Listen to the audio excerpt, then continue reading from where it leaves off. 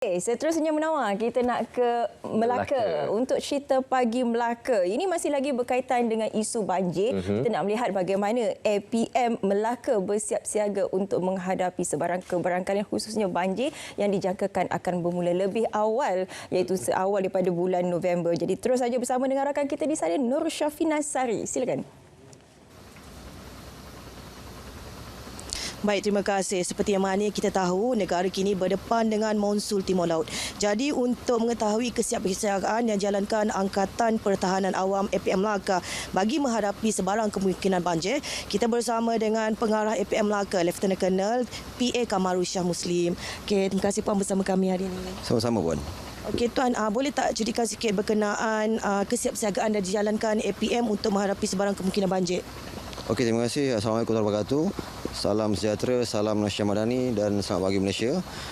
Untuk makluman, kekuatan anggota APM Negeri Melaka yang telah kita rekrut ataupun kita ambil pada tahun ini adalah seramai 501 orang, di mana seramai 292 orang telah pun kita latih menjalani kursus asas pertahanan awam sehingga September 2024. Jadi untuk kesiapsiagaan APM Negeri Melaka untuk menghadapi monsun Timur Laut pada kali ini, kita akan menggerakkan seramai 19 orang pegawai tetap dan juga 306 orang anggota pelbagai pangkat. Selain itu juga anggota-anggota dan pegawai telah pun diberi latihan khusus untuk memastikan anggota-anggota sentiasa bersedia untuk berdepan dengan sebarang risiko bencana. Antara latihan ataupun kesiapsiagaan yang telah pun dijalankan ialah latihan-latihan kemahiran dan juga latihan-latihan khusus yang telah pun diterapkan kepada semua pegawai dan anggota bagi menghadapi kecemasan bencana sepanjang monsun Timur Laut pada kali ini. Okey Tuan, bagaimana pula dengan aset-aset yang digunakan untuk sebarang kemungkinan ini? Okay, untuk makluman, kita mempunyai beberapa aset, antaranya aset darat dan juga aset air. Dan keseluruhan aset yang ada di APM Negeri Melaka ialah 58 jenis kenderaan darat dan air. Antaranya ialah kenderaan lori 5 buah, bot 32 buah, kenderaan penyelamat 4x4 ada 11 buah dan juga kenderaan ambulans kita ada 10 buah. Dan kita memang sentiasa memastikan semua kenderaan, logistik, peralatan dan bekalan yang akan digunakan semasa bencana terutamanya banjir akan sentiasa dapat digunakan dan dalam keadaan yang baiklah. Okey Tuan, mungkin APM Melaka telah mengenal pasti beberapa hotspot yang untuk diberi perhatian lah untuk operasi yang dijalankan ni.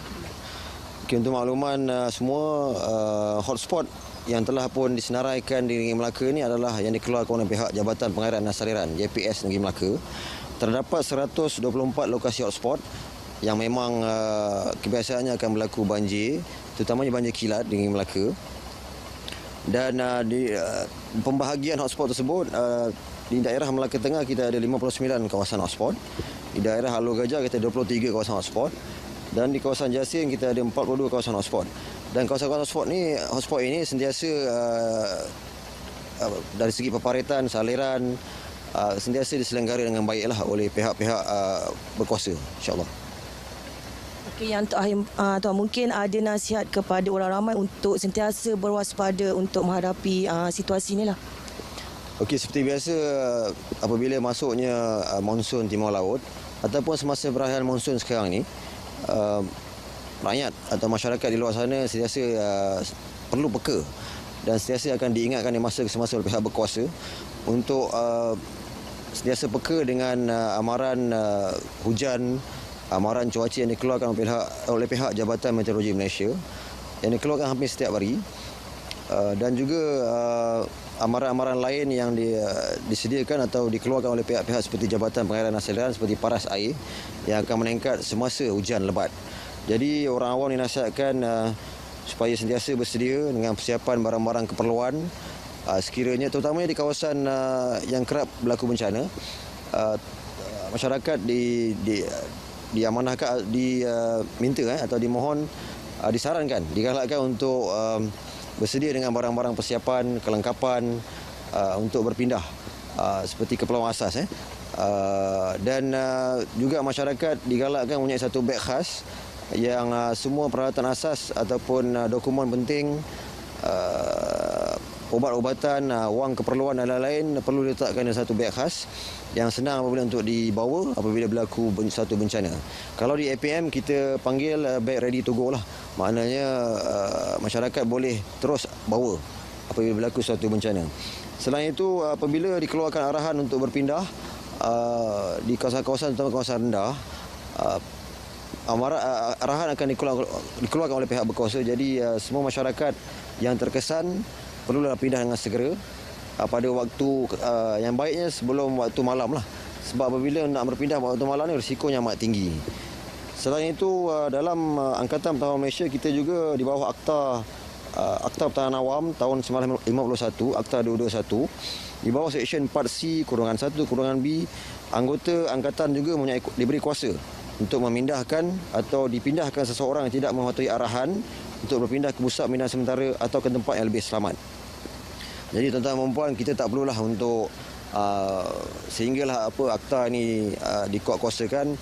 Sebaik-baiknya masyarakat yang terkesan berpindah lebih awal supaya segala pengurusan mangsa dapat diselenggara ataupun diuruskan dengan lebih baik di pusat-pusat pemindahan.